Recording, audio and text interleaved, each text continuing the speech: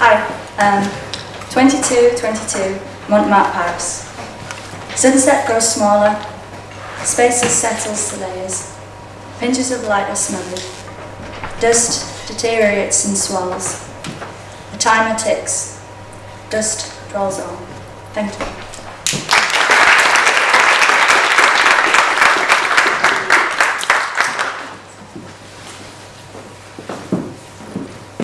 Another person who sadly couldn't be with us today, and this is by the incredible Fernando Smith. It's called No Future, No England Dreaming. The idea drained, the river forgot to dream, a dancing rap replaced our will, a concert in a football stadium bunged our ears. I sold my garden, the rich man built a fence around it. I was locked out of the house, Adam and his Eve stranded deep in enemy territory. We sat outside the fence, kicking every stray dog that passed. Even our violence was taught to children. Memory colonised, now I wear an ironic t-shirt, and when they sing, then that's my song. Thank you.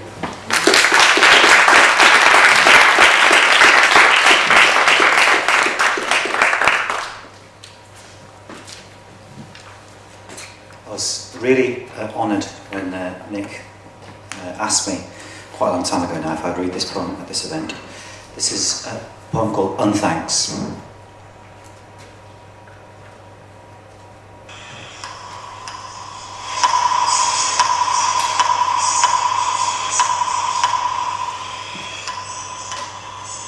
Bright tonic light opens on a box church in the stirred ribbons of the lowlands. A sandstone scramble to a ghost rampart. Map words read ho, fum, ho. You can't find where you are, and when you reach the top, there is no space left to sign your name in the rust on the landmark.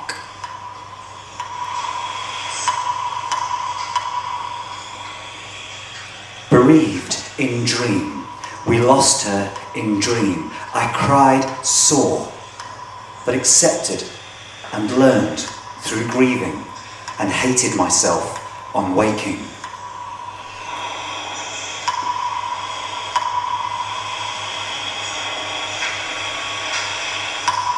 Rain, sun, come to your senses in the English darkness. Hear the bittering morse of the stars.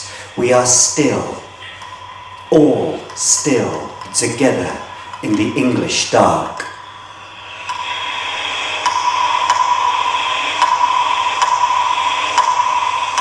Slip into the rooms of your children. What is it they do when they are not breathing?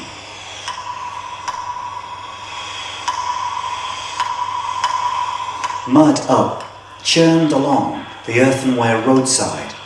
Teasel clouds, tenebrous grasses make up the land's sad timbre. Its tissue paper voice. The only words it knows were all forged differently ago.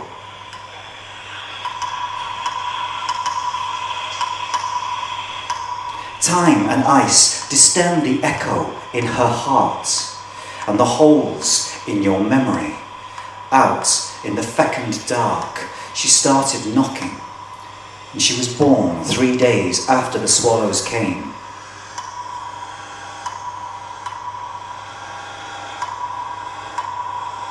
The sun unpicks the frost stitches. The lamb's blood creeps back a finger tip at a time. On the ruins, the freeze and the thaw are not gentle, they're just slow. The armies sucked into the soil are scattered by the ploughshare, and every rotting soldier dreams his dream alone.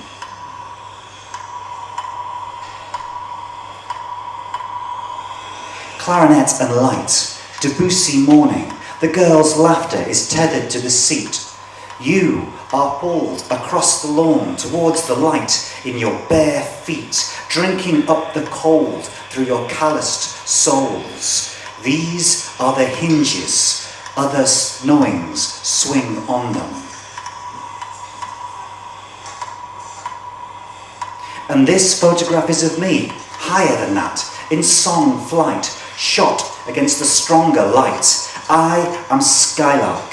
I am a fist of pipits bouncing like dice. I am linnets out of song reach.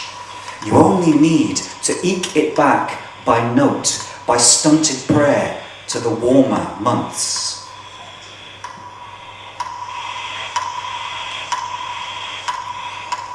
Imagine that you had not walked by birches. There would be no birches. Fragility is too complex for us, like imagining that there are no birches.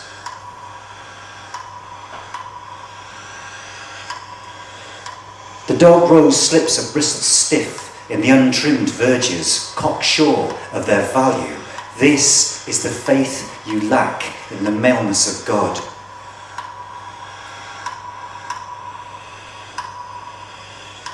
The roots get closer when you bring your children home. Wagtail, wagtail, what is that knocking on the door? Wagtail, wagtail, when you bring your children home, the roots get closer.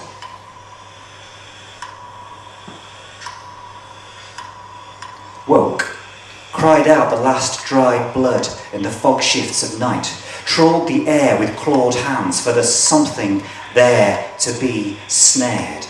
Surrender your daughter to her sleeps, with the corners of her fingers working her fingers. All our cries are plaited together.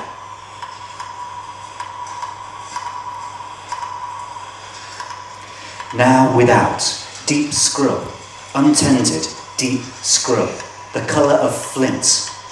A weak sun nurses the punched bruise of the heath.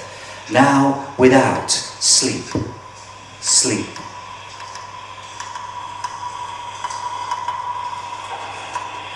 They are with us, those that went, long, long before their going, and they shimmer even in the night light.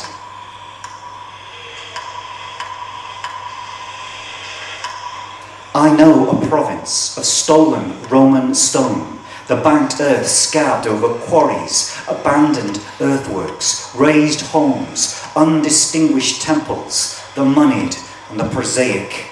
Here too, there were always children, and the fitful sleep of those children in the borrowed lands where your mothers and fathers closed their eyes.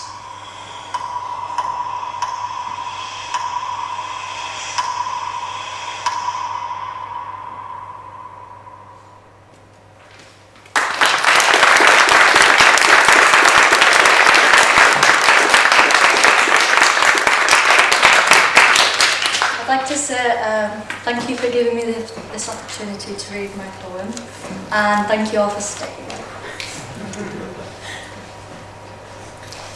Icarus.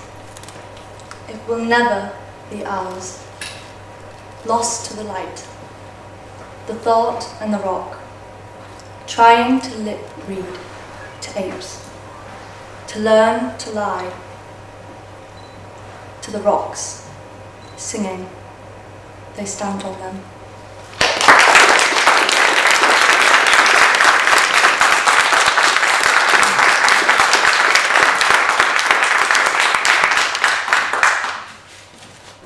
Hello again. This is a piece by another person who unfortunately couldn't attend today. It's called EU, and it's by John Grieve. Who am I? I am the hunter who moved ever westward.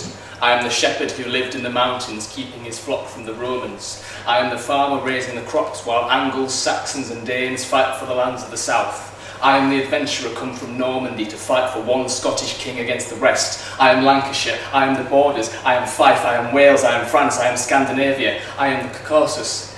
Ultimately, I am Wales, I am France, I am Scandinavia, I am Africa. This is British.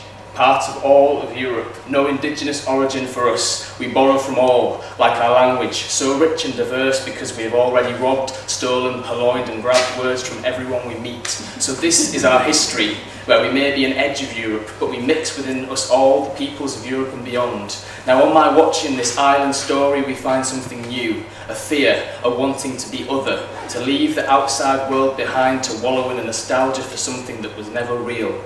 We have developed, just maybe not fast enough, We have picked up much from our neighbours to make our social life and diet much more varied and enjoyable. We may have failed at the final hurdle of being comfortable in our skin and comfortable with the people living amongst us, for people to find a safe haven here in our fells and valleys, to be welcomed for what they bring, not feared for being different.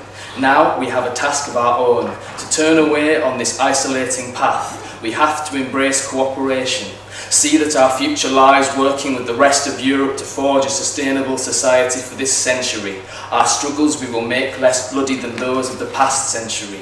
They will be epic and even glorious as we pull the world back from the brink fossil fuels have brought us to. That is the grand task for us to be part of.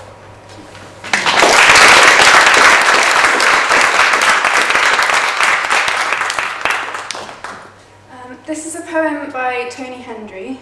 It's called In Lyon.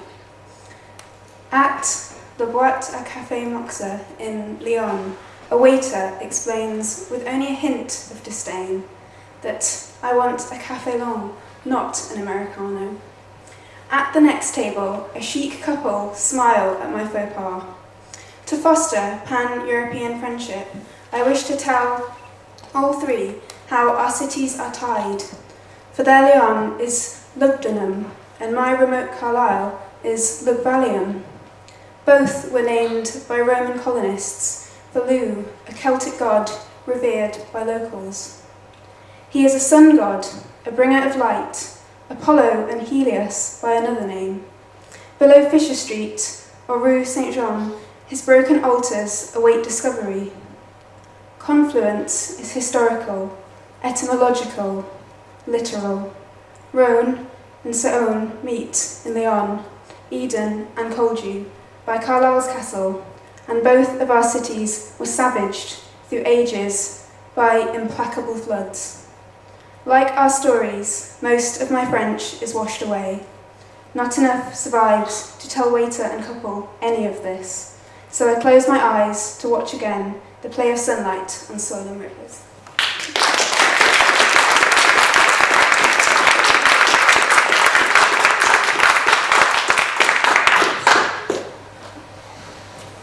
Same height as me, that's good. This is Love Is by Nick Robinson. I only got it this morning, so I'll do my best. Love is a strong word, perhaps the strongest word we possess in language. A word transcending, beyond language, entering into another sphere of existence entirely.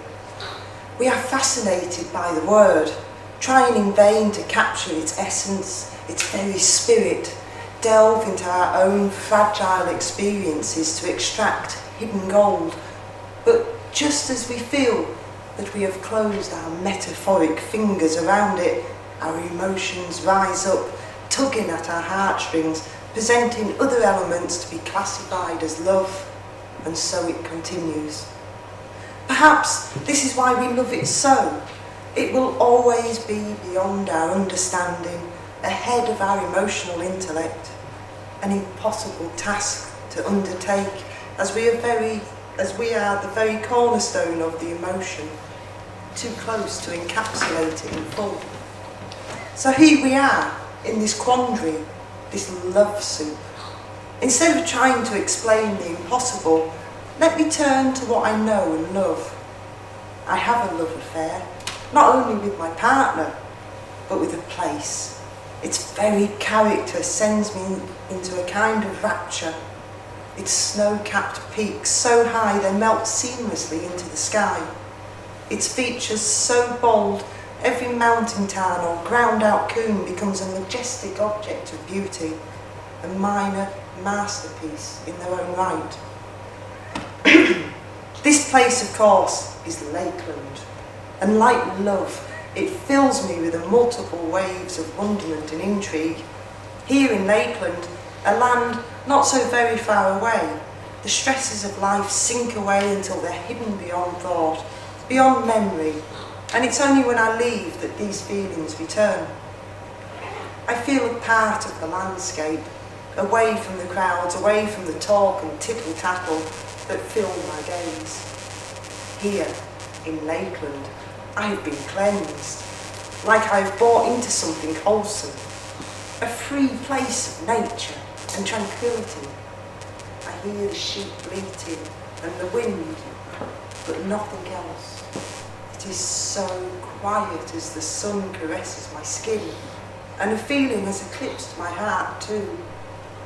Here there are no distractions from the sheer sublimity that paralyse my senses. When I walk alone, in the quiet, I can fully focus not only on the marvels of nature that stand before me, but retreat deep into thought as well. The landscape somehow aiding my imagination and capacity for concentration. It is here, on the roof of the world, that I have somehow gained superhuman abilities. And it is here I dwell a while, knowing that this feeling is only fleeting. I spy from my high location other mountains, and beyond them more again. They feel to me like waves coming in from the sea, overlapping and continue as far as the eye can make out. There is a sense of timelessness generated by them, stretching far and beyond. A connection with infinity, I think, branching out into outer space in the unknown. As I look out across the range of mountains, I realise that I do not know these fells at all. And even though I have climbed them, their hearts remain untouched and unblemished. It is then that I realise that, like love, I have not grasped this magical place at all. Too close, too emotionally involved to quantify my love for them.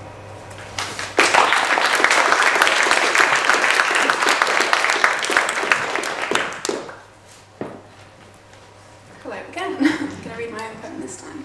So this is called Recasting.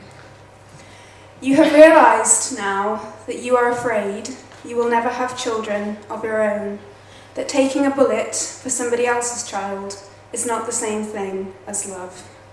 And though you have no rings, no family heirlooms, save the gin bottles, the dresses your mother wore before you were born, a chain of women reaching through the years, holding out their empty hands, that there is freedom in slow decline and time to leave instructions, that they do not bury you in a coffin, but rather a sack like a cocoon, the way archaeologists find Neanderthal grave sites, with the deceased left carefully in fetal positions. And tell your father not to stand at the back of the service like an illegitimate son.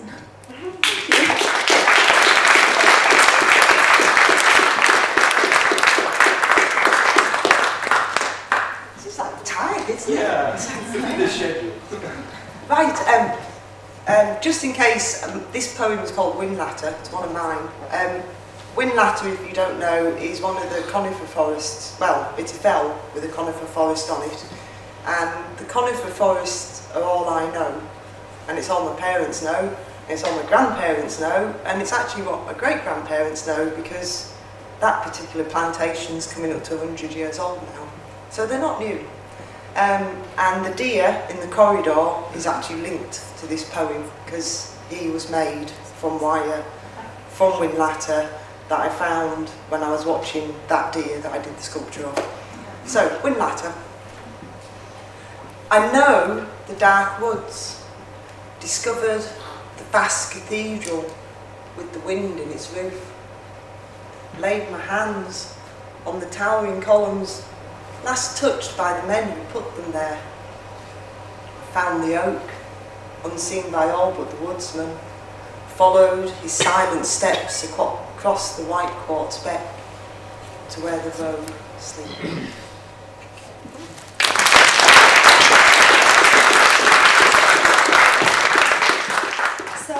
We're going to read a short story by Ilya Troyanov. And just to prevent any confusion, we wanted to let you know that there's only one narrator in the story, but we're going to share his part, so please don't be confused about that. Okay, the story is called Game for a Zoo. Building a zoo is no easy task, not for a small town out in the provinces, especially not these days. What we have to help build is socialism, says the party secretary, not a zoo. There's no arguing with a man. Even if all we are talking about is a modest little pen with a few roe deer and a couple of red stags, a few peacocks, some guinea fowl, mountain goats, and maybe a limping fox.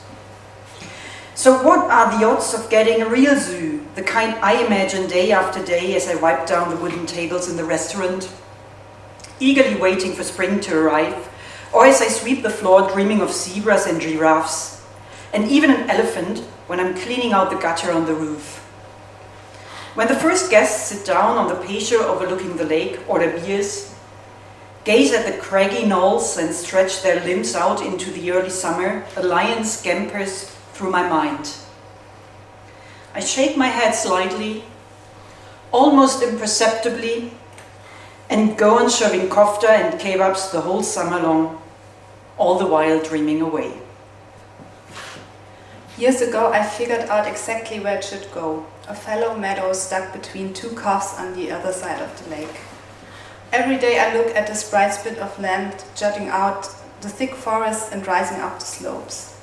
In summer, once the sun has gained a foothold, half the town gathers at our lake, and that half could walk around the lake and straight into my zoo, where they would just enjoy themselves.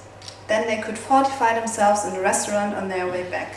Nor would visitors from out of town, including the high society from the capital, pass up the chance to see our zoo, even if it didn't have any lions or elephants. My dreams know how to be patient. The restaurant gets renovated, the terrace expanded, the meadow in front of the forest keeps growing wild, and one day, for no reason at all, and not due to any pressure, the party committee decides to act on my proposal and approves an animal pen on the north side of the lake. And what a joy that they've entrusted the task to me. As it happens, I'm quite familiar with our country's wildlife. Right away, I managed to get hold of a few roe deer and one red stag, then 5 mountain goats a little later on. I buy a frail old dancing bear of a Roma man with a bad case of gout. By now it's pretty impressive. The little pen with the native fauna.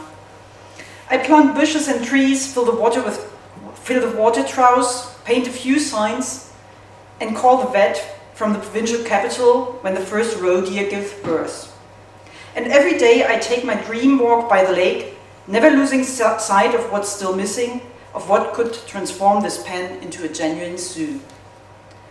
Something from very far away, something different, something like, well, for example, a giraffe. A giraffe? No problem, uncle.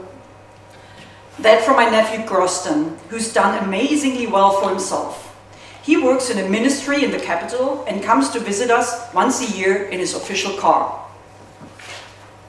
What do you mean, no problem? You're in luck, uncle, and your luck has a name. Sékou Touré. Sékou Touré?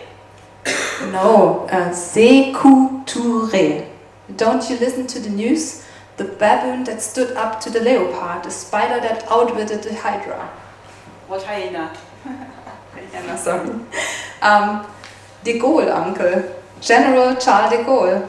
Don't rack your brains, it's complicated. Geopolitics. I'll tell you what you need to know. For now, just remember, we have a new friend in Africa, and pretty soon we might even have a... In Africa? Supplier. What does he supply? Giraffes, for example.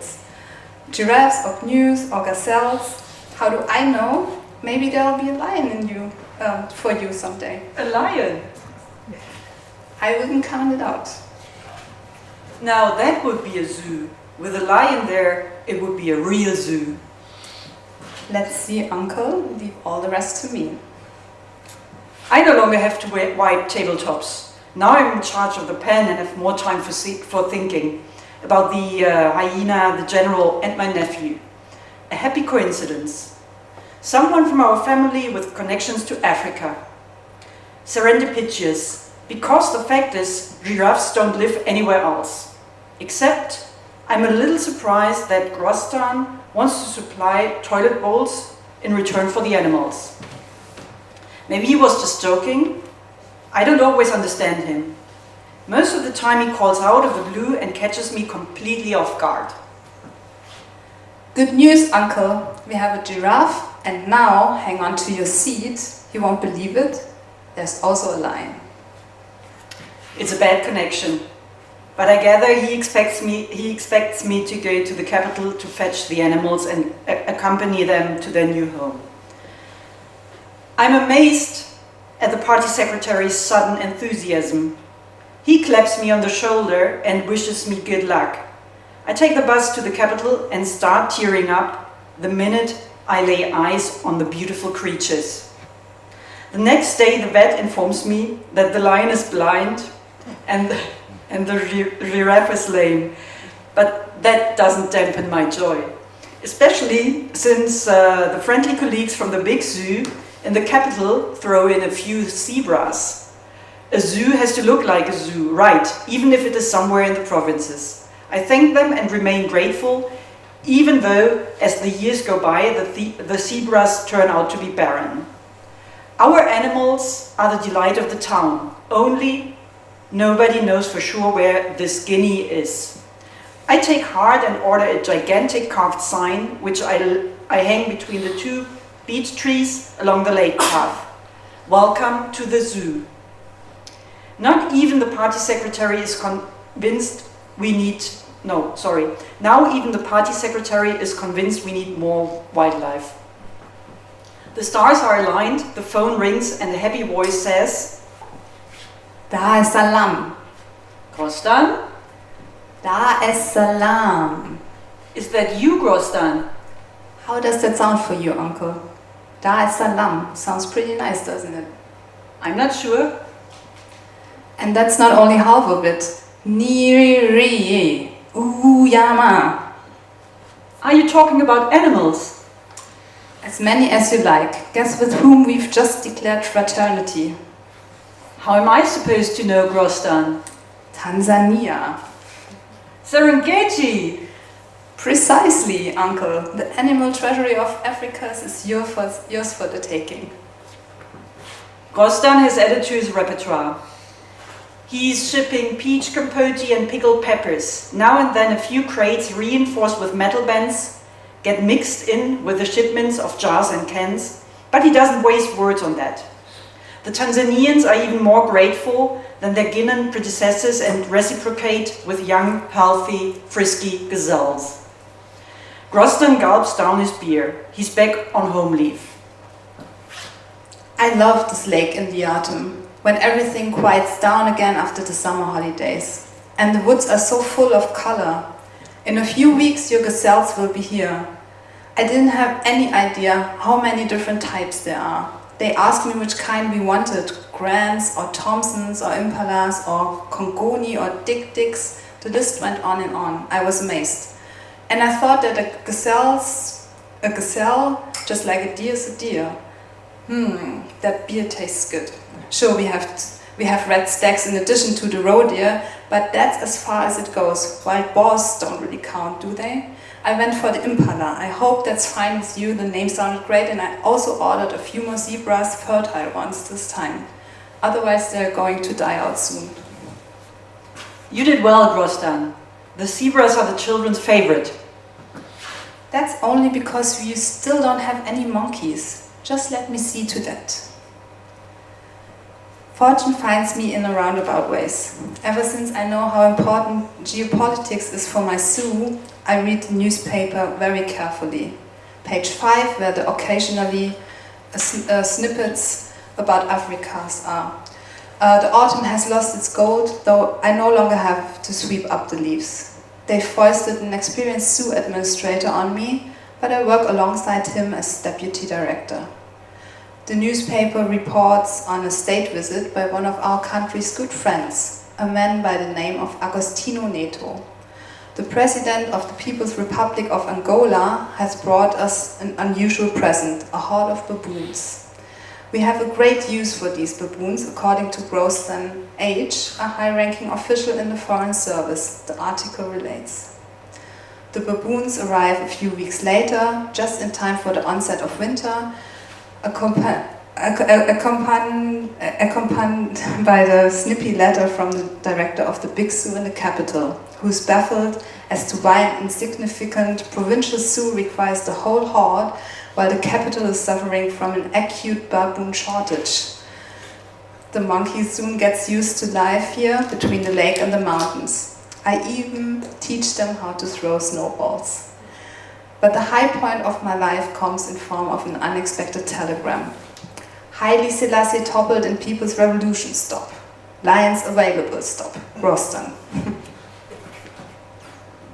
After so many decades and so many hopes and dreams, the day arrives when a proud, healthy lion steps into the zoo, the blind one having died in the August of the Prague Spring. We all celebrate in the restaurant by the lake, the zoo director and the party secretary in Groston and me. After many toasts to the lions, baboons, impalas and giraffes, the party secretary practically spits into my ear. We didn't manage to build socialism, but at least your zoo got off the ground. Confused, I stare out at the cliffs. And I'm still staring at them the next day when the party secretary's drunken confession is confirmed on the radio. The thought of what it might mean for my zoo gives me the shivers. 2 guinea hens are the first to disappear. I check all the fences and all the gates and console myself that it must be an isolated case. But soon the losses mount, and it's clear I have to do something. Only what? I go to the police. I'd like to report the theft of 8 peacocks, 10 golden guinea fowl, and 6 mountain goats. Do the animals belong to you? No, but they are my responsibility. I look after them. Apparently not well enough. They came in the night. And who are they? I don't know. So what do you want us to do? Are we supposed to procure new animals for you, or interrogate anyone who looks like he might have a crispy golden guinea hen in his belly? Don't say that. Old man, do you have the faintest idea the number of crimes being committed in this town ever since we've started playing at democracy? And you show up here and expect me to bother about a few runaway goats? Mountain goats. Black mountain goats. They're exceptional. So, maybe they're also exceptionally tasty. I decide to stand guard throughout the night. I only nodded off once. The next morning I have a headache and a bruise on my head. 4 roe deer are missing. The thieves used a wire to shut the gate when they left. They're bound to be in the forest, so I spent all day traipsing through the woods. I know every nook and cranny, but I overestimate my strength and collapse in a clearing. The ground is wet from melted snow. First I see ashes, then the rib cage of a goat. My heart freezes as never before. The scene before me is one of a big battlefield. Bones all around. It stings. A flayed hide is lying next to a tree and it stings. Not even Groston can help me. He's been delegated to South Africa, where his task is to make new friends as ambassador.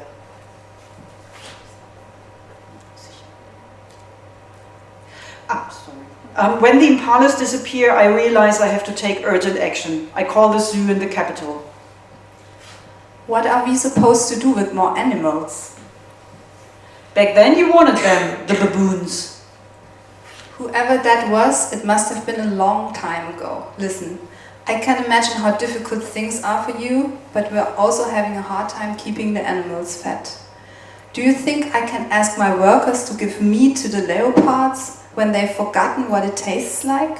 And who's supposed to pay for the meat anyway? Tell me, how am I supposed to feed leopards without meat? All our beasts of prey look like Somalis as it is. We have a different problem. Here people are eating the animals. Surely not the leopards. I don't have any leopards. Then consider yourself lucky. I make one phone call after the other, trying to reason with every director of every zoo in the country. All in vain. The gazelles vanish one by one. I share my meager pension with the old Abyssinian lion. One morning I count the zebras 3 times, and each time one is missing. That's when I open all the gates and say goodbye to every last animal, and then toss the keys into the lake. Then I take off through the forest one last time. I can no longer protect my zoo. Somewhere I come to a stop. I start to howl without shedding tears, and in my ears it sounds like the feeble yapping of an old wolf. I sink to the ground. Now I'm on all fours, and I howl and howl.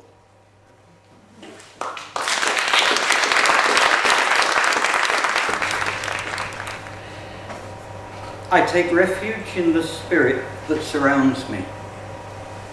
I take refuge in the spirit within me.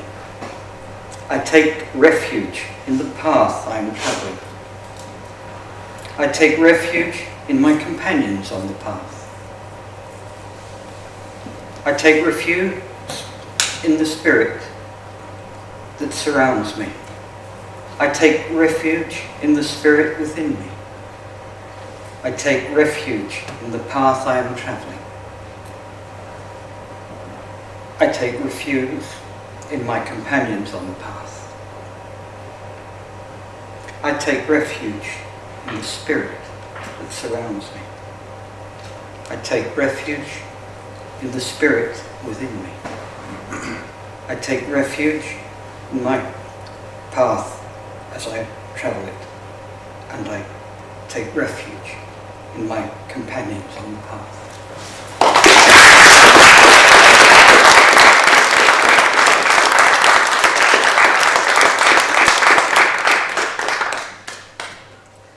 We've heard many different voices and languages today. I'm going to add to that.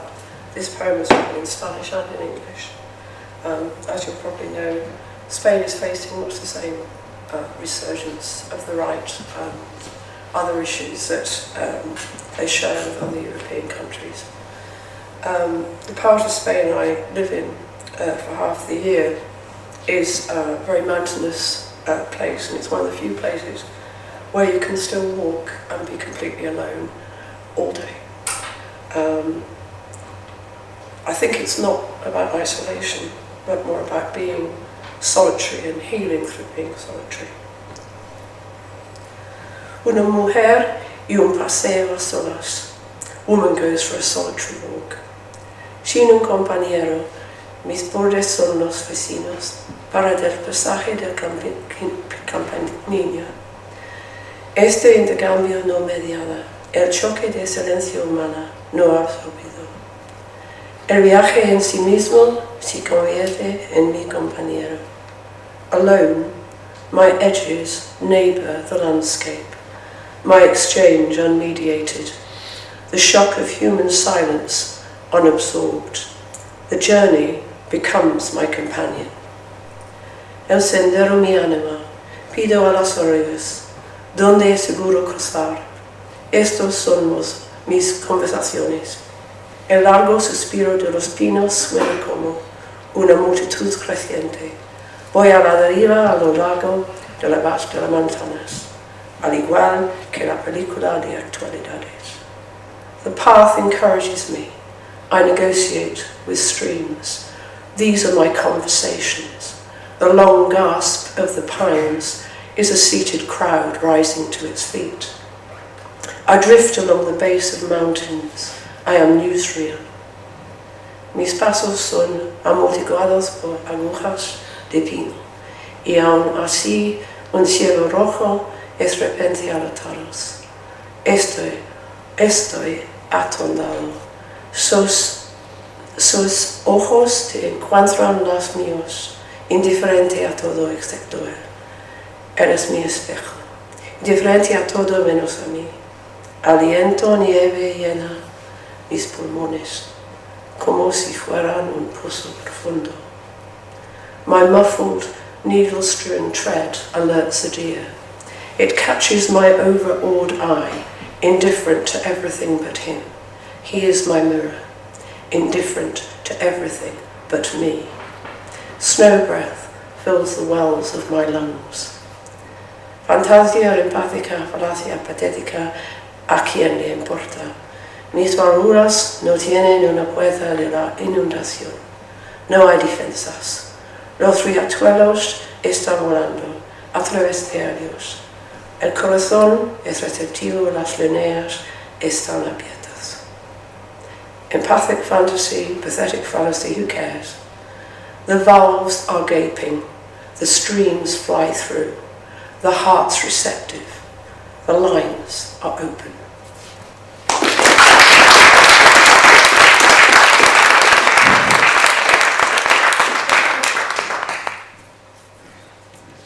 So from the language of Spain to the language of around here. I've got some Cumbrian dialect in this poem because this is where I'm from. It's called This Parlish Land. Learn to step lightly on the land, I tell my lad, for we are but flickering instances on this lava bed. The flish-flash frisks of white, of tails, of cottons, of asses, stipple and dapple and twinkle like stars. And like the stars, this land is ancient and far-reaching and formed in a time of ice. Distant cousins cover the hilltops and hodden grey the fells. The saddle scored by snow-filled paths, a lazy snail through blittered grass. We labber, sizel, peltle, blash. We unlock language with a hovering lavrock's wing. We leave our fossile hole where others once have trod and feel the pull of time around us. We will return, as all return, circle our remains to rejoin ash. We are star remnants, a grimming on the ground, fallen angels. And yet, we walk among volcanoes, under glacier tracks. We are all time in a timeless land. Dots and speckles under cirrus-spackled skies. We are now in an always moving then, and we step and stotter lightly in this Parlish land, knowing it is ours.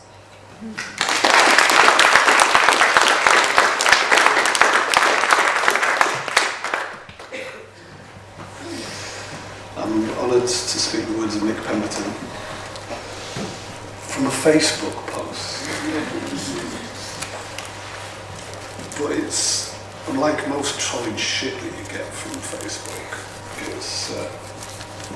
It's really good.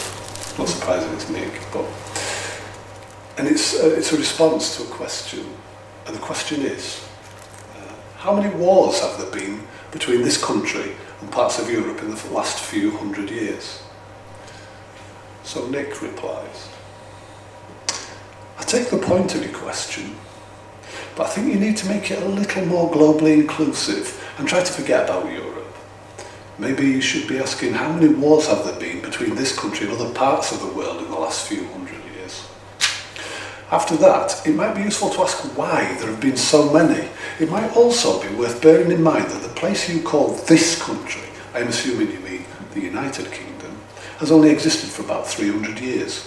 In this context, it might be useful to forget about wars and conflicts for a moment and think about some other, perhaps more useful forms of human endeavour that, along with war, have taken place in the same time. How much scientific knowledge has been shared between nations and cultures? How many discoveries have been made and then built upon from generation to generation between scientists of different nations? How much literature translated into how many different languages? I'm not trying to win an argument or prove a point here, it was. Just trying to suggest that these might be questions that are worth asking and trying to answer. Your version of who sacrificed what and how much in the Second World War leaves out way, way too much. It is an oversimplification that can, and in too many cases already has, led towards jingoism, nationalism and isolation. And by only mentioning the American and UK sacrifice, 900,000 war dead, you fail to honour the 50 million, some estimates put it at 80 million, other human beings who lost their lives during the conflict. Or don't we care about them? And if we don't, why don't we? Thank you.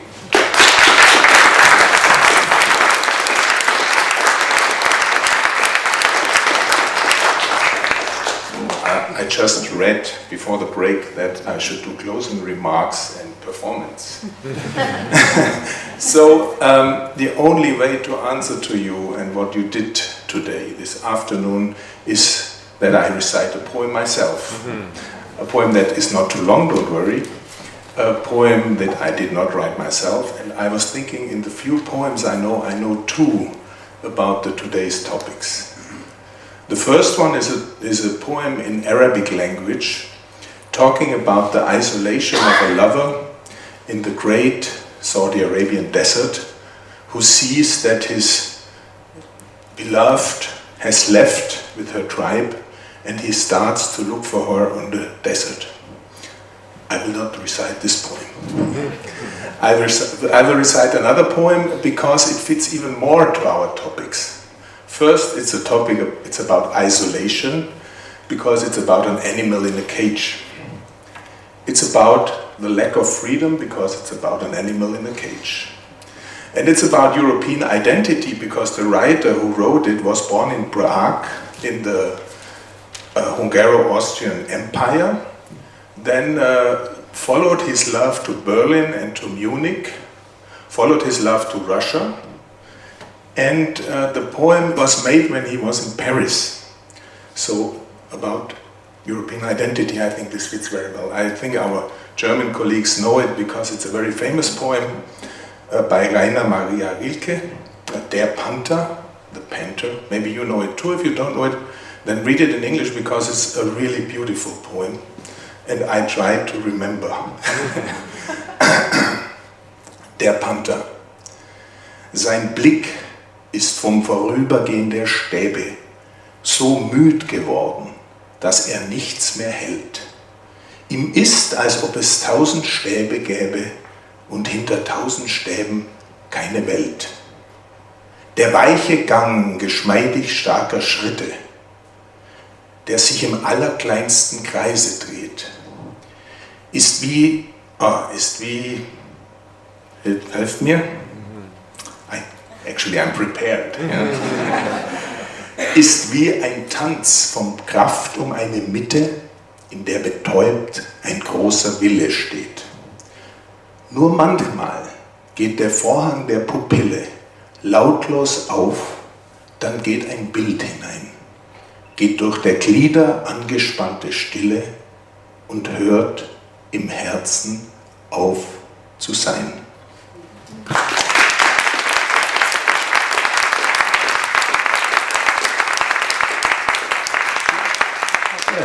Hi.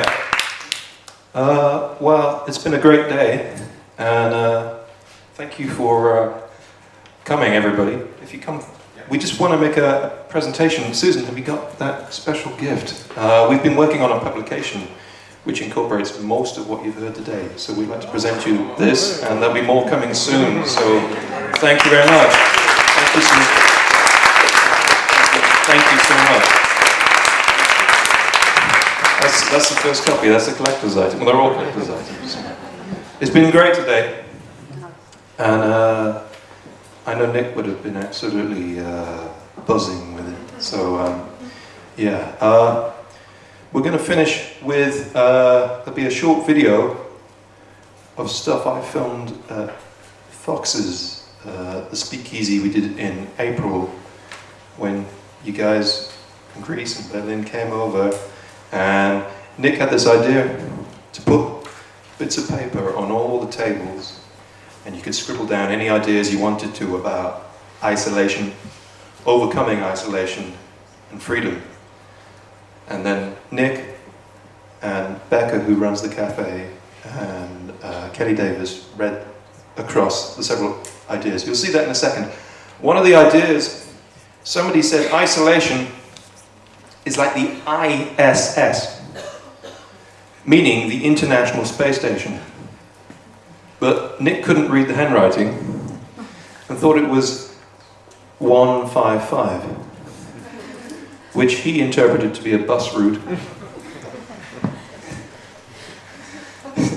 So I thought that was quite funny, and I wrote this, and it's the view from the 155 bus.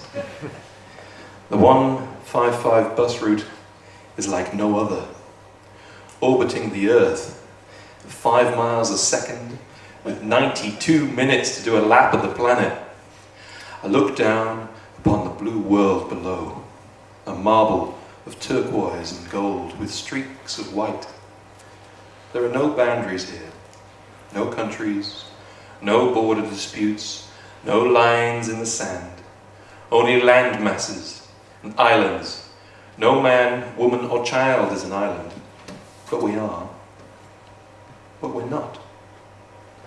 Look up, open your eyes and see, beyond our horizons, and gaze upon the cosmos, golden stars in a circle. But see that one, the odd one, the one that never fit in, the one that stood up to say their piece and took the flak, because they were labelled a troublemaker, a maverick more like. But this is no longer the world for mavericks. Only control freaks, psychopaths and dictators thrive. Clowns to the left of me, jokers to the right. I'm stuck in the middle with you. Shine on, you crazy diamond. You're a star on the universal stage. That departing one, surrounded by a blaze of light, crashing out of the order of things, a shooting star that burns so bright before turning cold to drift through dead of night forever. Welcome back to the Stone Age. Enlightenment is banished. The stars go out and shine no more. But there are those who remember, who recall a time before, at the genesis, the birth of the universe. We stuff, this magnificent stuff, atoms, such stuff that dreams are made of. Our origins come from the galactic furnaces. You and I were born in the heart of the star. Relight my fire. The stars align. Fate will draw us together once more across the universe.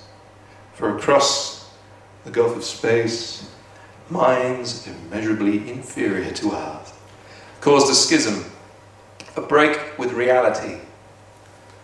Our path is not fixed. We may go right, we may go wrong, but we have the choice to do just that. Watch out, world. Our star will shine again. And one day, perhaps, we shall shine together. Thank you very much.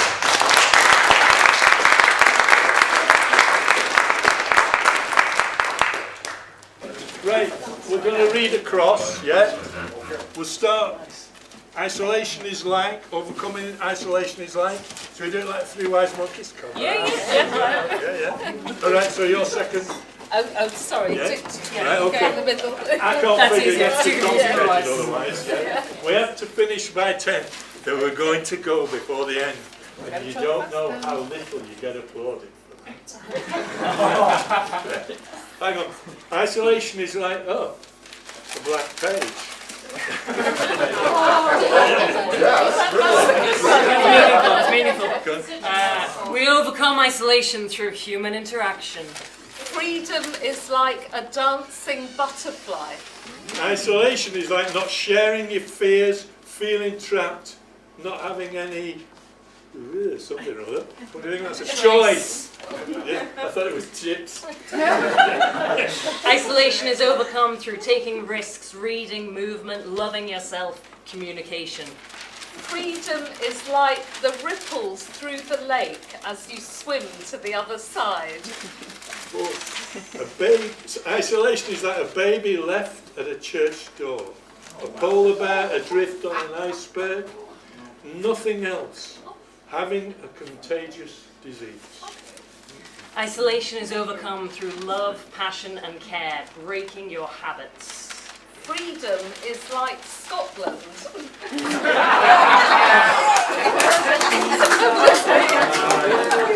That's right. Short and to the point. Keep going if you got more. Okay, freedom is like an easy night's sleep. Freedom of speech. Ant milk. full fridge. Freedom of expression, freedom of redundancy, being unwashed, a lungful of air, unconditional trust, shouting anywhere you want, freedom of emotion, nationalised railways, freedom from pain. Isolation is like being on the, what's that? 155, I think it's the bus, but I'm not. Isolation is the loneliest kind of safe, empty fridge. No ant milk. Being afraid to speak. A lack of dogs. No internet connection. Needing the toilet during a play. The four walls of your mind.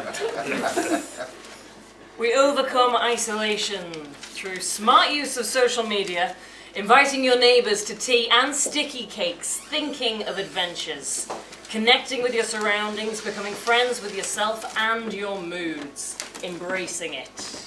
Freedom is like an ideal we enslave ourselves in a 9-to-5 job to try and achieve. Freedom is like the prospect that anything can happen. Freedom is like walking unconcernedly through warm summer rain. But isolation is like a black hole that sucks you into an unknown universe you can't, guess what, find your way out of.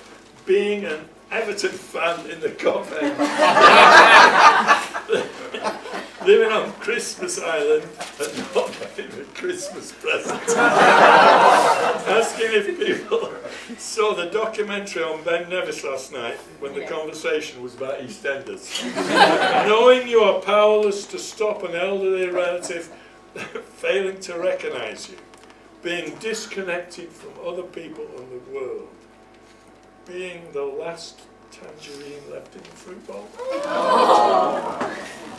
We overcome isolation through art, capital letters, has to be loud, conquering fear, company of friends and family, drinking ant milk, kissing hands, indulging our vices, positive thinking, betraying Jesus.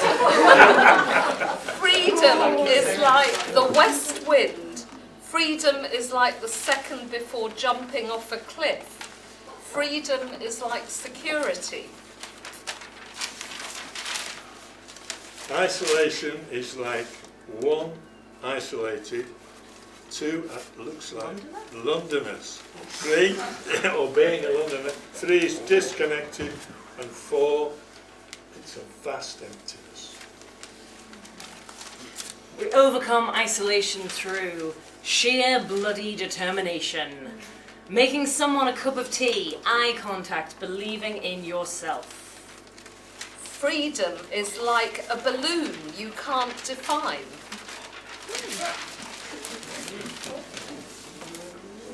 Isolation is like going to the park and there being no ducks or swans. Or like being stuck in a fridge, or being down a well, but Lassie can't save you. That's for yours, Jennifer.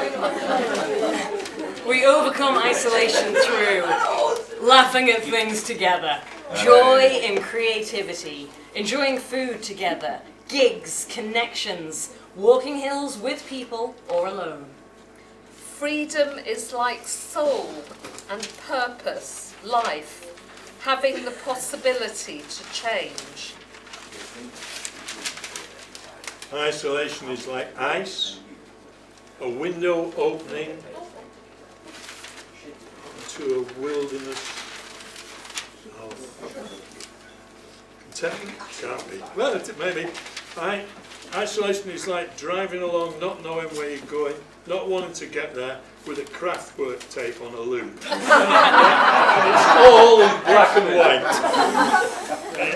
Yeah. Freedom is like, not solid. Isolation is like solitude gone wrong. Solitude gone right.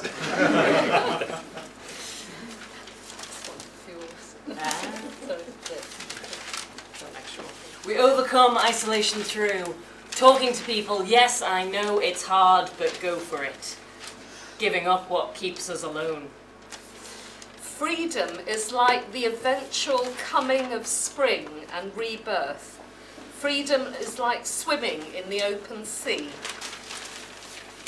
Isolation is like an island, for example, the Shetlands to the far north, or a cold bedsit in a big city, or screaming at the top of your lungs and no one even looks up.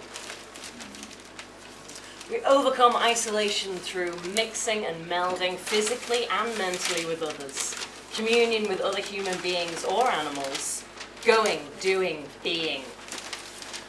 Freedom is like the sharp air breathed in on top of a mountain, or new trainers, or my bicycle, or waking up in the morning knowing that you have no work you have to do, or like walking a mountain ridge, doing a dance in front of speakers at a concert, flying, dancing, singing, sitting by the sea with the breeze running through your hair, driving in your car with the top down, the scent of fresh cut grass. Yeah, there you go, guys.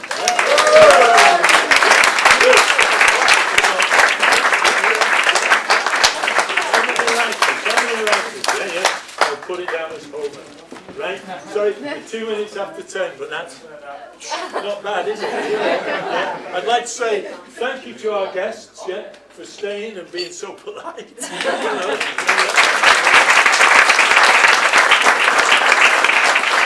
to everybody who read. Thanks to everybody who sang.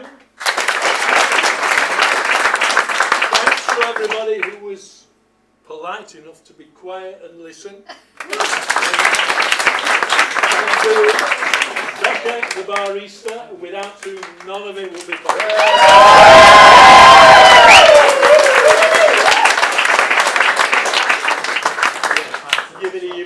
Have to add on the one he misses out every time. Thank you to Nick Pemberton for doing this.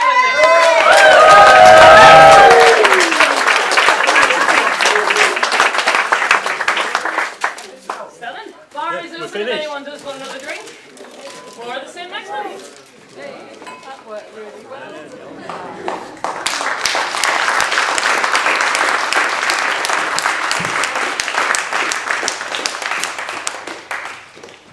That's it, folks. Thank you very much. Thank you so much. And we would like to invite you on our exhibition. All these projects which work together as a part of FREIRAUM on the Saturday 9th of February at the Old Town Hall. So please mark the date and further announcement and information will be shared. So thank you everybody, thank you so much, and thank you for Johannes Ebert, for yourself and all colleagues who's coming from Germany, Macedonia and other places as well. So everybody, thank you so much. Thank you.